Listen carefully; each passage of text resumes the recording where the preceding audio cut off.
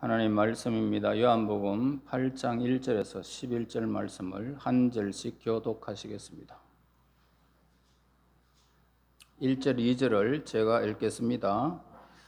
예수는 감난산으로 가시니라. 아침에 다시 성전으로 들어오시니 백성이 다 나오는지라 앉아서 그들을 가르치시더니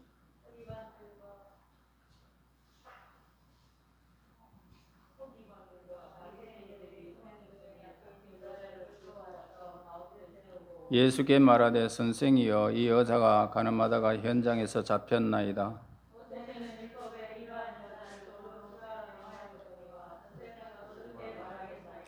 그들이 이렇게 말하면 고발할 조건을 얻고자 하여 예수를 시험함이러라. 예수께서 몸을 굽히사 손가락으로 땅에 서시니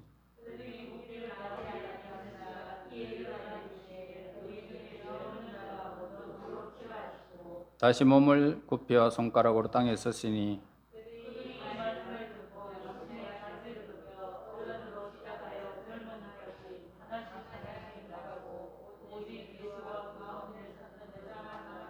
예수께서 일어나사 여자 위에 아무도 없는 것을 보시고 이르시되 여자여 너를 고발하던 그들이 어디 있느냐? 너를 정죄한 자가 없느냐?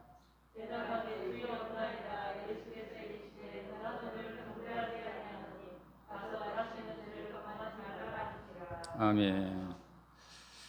자, 오늘 이 본문의 말씀을 살펴보게 되면 예수님이 궁지에 몰아넣어 죽일 기회를 찾던 그런 서기관과 바리새인들이 간음하다가 현장에서 붙잡힌 여인을 끌고 와서 예수님 앞에 무릎을 꿇어놓고 모세 율법에 의하면 이런 여자를 돌로 치라 했는데 선생님은 어떻게 해야 되겠습니까? 라고 그렇게 질문하는 것을 보게 됩니다. 왜냐하면 모세의 율법에 의하면 이런 여자를 현장에서 붙들리면 돌로 쳐 죽이게 되어 있었는데 반면 로마법에는 그런 법이 없기 때문에 로마법에 어긋나는 일이었던 것입니다. 그래서 이러지도 못하고 저러지도 못하는 이런 그런 여건이 지금 됐다는 겁니다. 그래서 또한 사람을 가르치는 하나님의 아들의 신분에도 이렇게 돌로 치라 그러면 잘못된 것이죠. 그래서 이 법을 이용하여 예수님을 그렇게 올가미로 매기를 원했던 거죠. 그러니 죽이지 말라고 하면 모세의 율법을 어기고 또 돌로 치라 해도 또 걸려되어 있습니다. 그래서 이 시험에 꼼짝없이 걸려들 줄 알고 돌을 움켜쥐고 있는 무리들을 보게 됩니다. 그래서 예수님께서 그들의 그 모든 흥분을 가라앉히기 위해서라도 몸을 굽히고 땅에 못을 서시는 모습을 보게 됩니다. 그랬더니 말문이 막혀 그러는 줄 알고 빨리 대답하라고 웅성거리면서 그렇게 몰아치는 모습을 보게 되죠.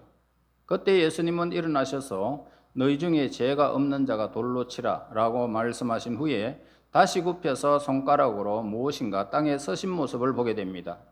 그때 예수님이 무엇을 쓰셨는지 우리는 알 수가 없습니다. 십계명을 썼을 것이라는 이도 있고 그들의 죄를 하나하나 기록했을 것이라 라는 사람들도 분명히 있지만 그렇지는 않는 것입니다.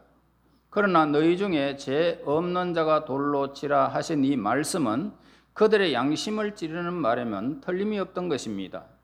이때에 살기가 등등했던 그들은 어른부터 아이까지 하나씩 떠나가버리고 말았습니다. 그리고 돌에 맞아 죽을 순간만 기다리던 그 여자는 엎드린 채 어디서 날라올지 모르는 돌의 두려움에 그냥 몸을 조아리고 있었죠. 이때 예수께서 여자여 너를 고소하던 사람들이 다 어디 있느냐라고 그렇게 질문을 하고 난 다음에 없습니다라고 했을 때 나도 너를 정죄하지 않는다라고 했습니다. 그때 나도 너를 정죄하지 않으니 다시는 죄를 범치 말라 이렇게 말씀하셨죠. 이처럼 가늠한 여인을 용서하신 예수님의 말씀은 우리에게 크나큰 교훈의 메시지가 됨을 우리는 깨달아야 할 것입니다. 오늘은 특별히 이러한 예수님의 말씀에 세 가지를 우리가 생각해 보고자 합니다. 먼저 너희 중에 죄가 없는 자가 돌로 치라라고 했었죠. 그래서 예수님을 예수님을 시험하여 올무에 넣으려고 그들에게 돌로 치라 혹은 치지 말라라고 하지 아니하시고 너희 중에 죄 없는 자가 먼저 돌로 치라. 예수님은 인간 중심을 다 보고 계셨죠. 다 보고 계시면서 모르는 것이 없으신 분이십니다. 그러므로 돌을 들고 치려고 하는 그 무리들도 겉으로는 의로운 채 하고 남을 정죄하려고만 했지만 다 그 여자와 같은 죄를 지었거나 가능성을 가지고 있는 그런 죄인임을 아셨던 거죠. 아마도 몸을 굽혀 손가락으로 땅에 서신 것도 실제적인 그들의 제목들을 썼을지도 모른다라고 합니다. 그렇지 않고서야 의기양양했던 그들이 돌을 버리고 다 가버릴 수 있을까라는 겁니다. 앞에서부터 노인에서 모든 사람들이 하나하나 다 돌을 투둑투둑 놓고 다 도망가 버렸죠. 자, 여인을 보고 음욕을 품은 자마다 이미 간음하였느니라. 이 말씀에 비추어 보면 범죄치 않는 사람은 이 세상에 단 한 사람도 없다는 것입니다. 그런데 사람들은 자기도 죄인임을 깨닫지 못하고 함부로 심판하고 정죄하는 그런 일들이 우리 주변에 많지 않습니까? 그래서 자기들의 모습은 보지 않고 남이 잘못하면 그걸 막 확대해가지고 막 해석하는 사람들이 있습니다. 남의 죄를 볼 때 심판하고 정죄하기 전에 자기를 반성하고 자기의 죄부터 올바른가 하고 그렇게 뉘우치는 시간이 될지언정 남을 정죄하는 일은 우리도 없어야 될 것입니다. 그래서 예수께서 비판받지 아니하려거든 비판하지 말라고 그랬습니다. 그래서 너희가 죽이고 싶거든 너희가 그런 죽을 죄를 안 지었으면 하라는 것입니다. 자, 어찌하여 형제의 눈 속에 있는 티를 보고 네 눈 속에 있는 들불을 깨달지 못하느냐? 외식하는 자여 네가 먼저 네 눈 속에 있는 들불을 빼내라. 그 후에야 밝히 보고 형제의 눈에 속에 있는 티를 빼리라라고 예수님께서 지적하신 바 있습니다. 여러분, 사람들은요 흔히 자기들의 큰 죄는 뒤로 숨겨버립니다. 그래서 남의 죄는 어떻습니까? 비판하고 가혹한 정죄를 할 때가 얼마나 많은지 모릅니다. 남에게 손가락을 하나 이렇게 가리키면 우리의 세 개의 손가락 나를 향하고 있지 않습니까? 자, 예수님을 시험하려던 이 서기관과 바리새인들, 그래도 예수님의 말씀을 듣고 땅에 선 이 글을 읽고 양심의 가책을 받아 돌을 버리고 가버렸지만은 오늘날의 사람들은 어떻습니까? 양심의 가책도 안 받고 그 여인에게 돌을 던졌을 가능성이 많이 있는 것입니다. 그러니 이 시대 사람들도 그들보다 악하다라고 말할 수 있을 것입니다. 그래서 오늘 텔레비전에 이렇게 TV 매스컴을 보면은 저와 여러분들이 참 자기들도 저렇게 해놔놓고는 조그만한 실수를 저렇게 막 과대평가한다 하는 것을 우리가 보게 됩니다. 함부로 남을 심판하고 정죄하지 말아야 함을 우리 예수님께서 가르쳐주고 있습니다. 그래서 자신의 죄에 대해서도 우리가 엄격하고 남의 죄에서도 관용하는 사람이 되어야 하나님께서 기뻐하는 사람인 것을 우리에게 가르쳐줍니다. 그래서 오늘 본문의 11절에 보면은 나도 너를 정죄하지 아니하노라 라고 했습니다. 돌로 치려던 무리들이 돌을 하나씩 다 가버리고 이제 땅에 엎드린 그 여인만 남게 되는 것을 보게 됩니다. 그래서 예수님은 여자여 너를 고소하던 그들이 어디 있느냐, 너를 정죄한 자가 없느냐라고 부드럽게 말씀하실 때에 그 여자는 간신히 이렇게 말합니다. 주여 없나이다. 아무도 없다고 의기양양한 모습도 아닙니다. 겸손히 회개하는 태도로 엎드려서 주여 없나이다 라고 그렇게 예수님께 고백하는 모습을 보게 됩니다. 그때 예수님은 이 가련한 여자에게 나도 너를 정죄하지 않는다. 가서 다시 죄를 범치 말라. 만약에 죄를 범하면 또 그 무리들이 너를 가만두지 않겠다 이런 말입니다. 그러니까 예수님은 그 여자의 죄를 용서하시고 육신의 생명만 구원하신 것이 아니라 지옥 갈 그 영혼을 구원하신 것입니다. 예수님은 세상을 정죄하려고 오신 것이 아니라 죄인을 회개시켜 구원하려고 예수님께서 오셨죠. 요한복음 3장 17절 하나님이 그 아들을 세상에 보내신 것은 세상을 심판하려 하심이 아니요 저로 말미암아 세상이 구원을 받게 하려 하심이니라. 자, 예수님은 사람을 심판하고 정죄하기 위해서 오신 것이 결코 아닙니다. 사랑하고 용서해 주시고 그리고 우리를 하나님의 자녀로 인쳐주시기 위해서 오신 거죠.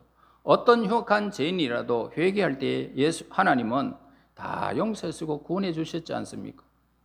기독교는 사랑의 종교요 용서의 종교이잖아요. 우리는 생활에서 오늘 저와 여러분들도 용서하고 그리고 사랑할 수 있는 그런 하나님의 성품을, 예수님의 성품을 우리는 실천해야 할 것입니다. 미국의 위대한 대통령 아브라함 링컨에 대해서 에머슨 씨가 이렇게 말했습니다. 그의 마음은 온 세상만큼 넓다. 하지만 그의 마음에는 남의 잘못을 기억할 여백이 조금도 없다 했습니다. 그래서 노예를 사랑하고 그들을 품었던 것을 보게 됩니다. 참으로 위대한 인물이잖아요. 펜실베니아 이 피터 밀러라는 나이 많은 목사님이 계셨는데요. 온 교인들로부터 사랑과 존경을 받은 분이었음을 기록합니다. 그런데 그 교회 이웃에는 교회를 핍박하고 밀러 목사님을 헐뜯고 모욕하고 아주 나쁜 이웃의 한 사람이 있었습니다. 그런데 어느 날 그 사람이 큰 죄를 짓고 사형을 당하게 되었습니다. 이때 밀러 목사님은 60마일이나 되는, 지금 우리로 따지면 90km 정도 되겠죠. 그 먼 곳을 걸어가서 워싱턴 장군에게 그를 살려달라고 간청했습니다. 결코 요청을 받아줄 수 없다고 하면서 왜 꼭 살려야 되느냐고 그 이유를 좀 밝혀달라고 그렇게 말합니다. 그때 목사님은 저 사람이 나의 가장 큰 원수이기 때문입니다 할 때 감동을 받고 사면장을 써주었다고 합니다. 원수를 왜 사랑하느냐고. 그래서 15마일이나 되는 곳을 걸어가서 그 사형 집행장에 도착하게 됩니다. 그때 마침 그 이웃의 교수대로 끌어내고 있었던 그런 상황이었습니다. 그 악질 죄수는 저 늙은 목사가 내가 교수형 당하는 꼴을 보고 싶어서 기뻐서 여기 왔구나라고 하고 소리를 치면서 밀러 목사님을 막 욕을 했습니다. 그럴 때 그 밀러 목사님은 사람들을 제치고 들어가게 됩니다. 사면장을 건네주면서 그를 살려달라고 합니다. 그래서 사형 집행장은 그것을 보고 그를 그 현장에서 풀어주는 모습을 보게 됩니다. 참 멋있잖아요. 6.25 동란 때의 일, 공산군이 예수를 믿는 한 교원 원장을 붙들어서 총살시키려고 하다가 직업이 무엇이냐고 할 때에 그 아들을 돌본다라고 대답했습니다. 그러자 공산당은 이렇게 말합니다. 너는 어린 것들을 돌봐줘야 하니까 대신 너의 19살 난 이 아들을 내가 너 대신 죽여야 되겠다라고 하면서 그 원장이 보는 앞에서 총을 쏴서 그 아들을 죽여버렸습니다. 다시 수복이 되면서 그 공산군이 유엔군에게 체포당해서 그가 저지른 일을 인해서 죽게 되어졌습니다. 그때 그 원장이 찾아가서 이 사람을 죽인다고 죽은 아들이 살아서 돌아오겠습니까? 그러면서 나도 하나님으로부터 제사함 받고 구원받은 몸인데 그를 용서해 주면 안 되겠습니까? 간청했습니다. 그럴 때 그를 살려주는 모습을 보게 됩니다. 후에 그 공산당은 그 목사님의 희생적인 사랑 속에서 그가 예수를 믿고 목사가 되었다는 이야기입니다. 그 원장의 용서가 한 영혼을 구원하고 그 목사를 통하여 더 많은 영혼이 또 구원받게 되는 역사가 일어났던 것입니다. 로르벨포라고 하는 이 사람이 최대 선물이라는 제목으로 다음과 같은 이런 말을 기록했습니다. 원수에게 줄 가장 좋은 선물은 용서이고 반대자에게는 관용을, 친구에게는 마음을, 아이들에게는 좋은 모범을, 아버지에게는 존경을, 어머니에게는 자랑스럽게 생각할 행동을, 자신에게는 존경받을 일을, 모든 사람에게는 자비를 베푸는 것이다 라고 했습니다. 여러분 기억해야 합니다. 원수에게 가장 좋은 선물이 있다면 용서밖에 없다는 것입니다. 용서해 주는 것입니다. 예수님의 마음을 품고 용서하는 것입니다. 중국 경건의 가장 위대한 정복자는 때리지 아니하고 원수를 이기는 것이다. 이렇게 말이 있습니다. 선하신 우리 하나님 목자 되신 하나님께서는 엄한 율법으로 인간을 바로잡을 수도 없고 구원받을 수 없으므로 하나님 그 사랑으로 독생자를 보내셔서 십자가에서 피 흘려 죽게 하셔서 저와 여러분들을 구원하시고 용서하심으로 우리를 하나님의 자녀로 이렇게 삼아 주셨던 것입니다. 우리들도 우리에게 죄지은 자를 용서해 주지 않으면 하나님 아버지께서도 우리를 용서하지 않겠다고 약속하셨습니다. 그러므로 우리도 용서하지 않는다고 그런 말은 오늘 성경에서 우리가 그렇게 용서하지 않는다고 해서 하나님이 용서하지 않는 것이 아니라 그런 것 같이 우리가 다른 사람을 용서한 것 같이 그래서 하나님께서 우리를 용서하시라고 그렇게 말씀하셨죠. 그러므로 언젠가는 우리가 이 땅 위에서 우리 하나님을 만나게 되는 날이 오게 될 것입니다. 그러므로 우리가 할 수 있는 대로 원수를 만들지 않도록 우리는 노력해야 할 것이고 언젠가는 그 원수를 외나무 다리에서 만나게 될 때가 옵니다. 또 원수 맺었던 일들이 있으면 속히 우리는 용서하고 또 용서를 빌고 화목해야 할 것입니다. 원수를 맺고 사는 것은 우리 성도들의 생활이 결코 아닙니다. 그래서 빌립보서 4장 5절에 보면 너희 관용을 모든 사람에게 알게 하라. 주께서 가까우시니라. 우리 예수님 만날 때가 가깝기 때문에 관용을 베풀어야 할 것입니다. 그래서 오늘 11절에 보면은 가서 다시는 죄를 범치 말라고 예수님께서 말씀하셨어요. 자, 예수님께서 마지막으로 이 여자에게 하신 말씀은 가서 죄를 범치 말라. 여러분, 개가 자기가 토했던 것들을 다시 먹는 것처럼 돼지가 씻었다가 더러운 구덩이에 가서 눕는 것처럼 죄를 반복해서 범하는 자가 되어서는 결코 안 된다라는 것입니다. 아무리 하나님 사랑이 크다고 하지만 습관적으로 반복해서 죄를 범하는 사람은 진정으로 회개할 수 없는 사람입니다. 그러므로 회개에 3가지 요소가 있는데 첫째는 지적으로 죄인임을 우리가 깨닫는 것이고 두 번째로는 정적으로 죄에 대하여 애통하고 부끄럽게 생각하는 것이고 셋째로는 의지적으로 죄를 용감히 끊고 돌아서는 것입니다. 그런데 대체로 사람들은 이 3번째를 잘 못한다는 겁니다. 의지적으로 돌아설 수가 없다는 거죠. 그래서 이사야서 55장 7절에 보면 악인은 그 길을 불의한 자는 그 생각을 버리고 여호와께로 돌아오라. 그리하면 그가 긍휼히 여기시리라. 우리 하나님께로 돌아오라. 그가 널리 용서하시리라고 했습니다. 참된 회개는 뭡니까? 잘못된 길로 가던 것들을 끊어버리고 돌아서는 것이 회개입니다. 말로는 안 된다고 하면서 생각으로는 어떻습니까? 그 죄를 또 지어보면 또 그렇게 하는 겁니다. 그런 거로 악인은 그 길을 불의한 자는 그 생각을 버리고 여호와께로 돌아오라.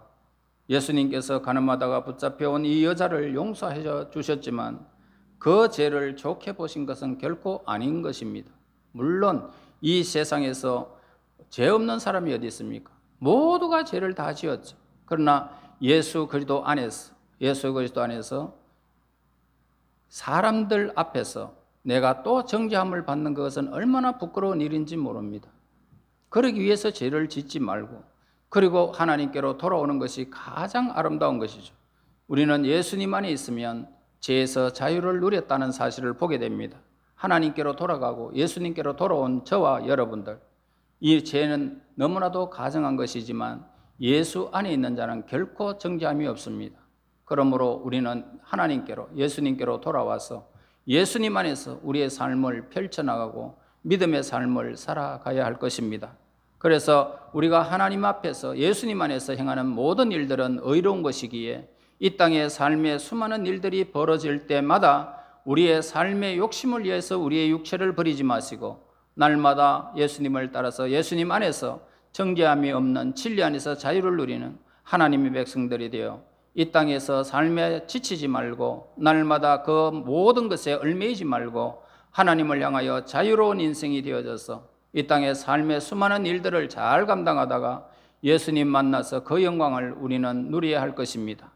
예수님 말씀처럼 여러분들의 삶에 가장 귀한 메시지, 아름다운 메시지가 오늘 되어져서 우리가 진정으로 예수님을 만나는 그 순간까지 예수님을 향하여, 우리의 삶을 향하여, 저 천성을 향하여 그 영광의 그 귀한 일들을 생각하면서 다시금 우리의 삶에 얽매이지 않는 하나님의 사람들이 되어져서 이 땅에서 자유로운 인생, 진리의 인생이 되어 하나님께 영광되기를 예수님 이름으로 축원합니다. 하나님 아버지, 은혜 감사합니다. 허물과 죄로 죽었습니다. 그러므로 우리가 예수님 안에서 다시금 새로운 삶을 누리게 하여 주시고 진리 안에서 날마다 새로운 삶을 개척해 나갈 수 있도록 인도하시니 진실로 감사합니다. 예수 그리스도 안에서 우리의 삶이 있기에 주여 이 땅에서 그 진리를 아는 자들이 자유롭게 이 땅의 삶을 살아가게 하시고 하나님의 어떠한 일들이 우리의 삶 속에 얽매이는 일이 없도록 날마다 자유를 주셔서 이 땅에 하나님께서 허락하시는 그날까지 믿음으로 잘 살아서 하나님께 영광 돌리게 도와주시고 하나님께서 허락하시는 그날까지 우리의 삶이 온전히 세워져서 예수 그리스도를 만나는 그날에 의로운 자라 칭함을 받고 하나님께서 허락하시는 그 영광을 영원히 누리게 인도하옵소서. 예수님 이름으로 기도드리옵나이다. 아멘.